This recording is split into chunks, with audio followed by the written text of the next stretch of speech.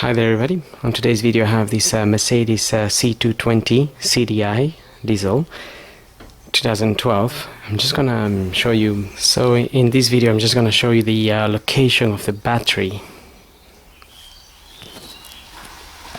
over on this side, which is the passenger side here in the UK. And basically what we need to do is to undo these clips here. I don't know if those clips can be seen, but they're not. You just need to open them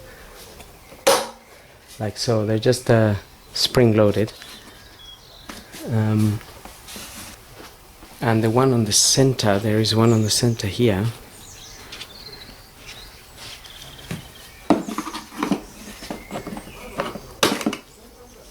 That can just come out if you have a little flathead screwdriver.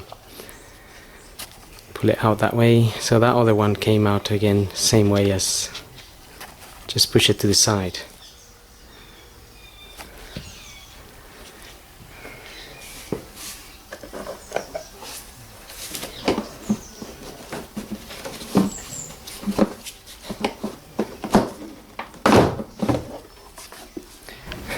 And so once you remove that box, that's how you can gain access to this battery.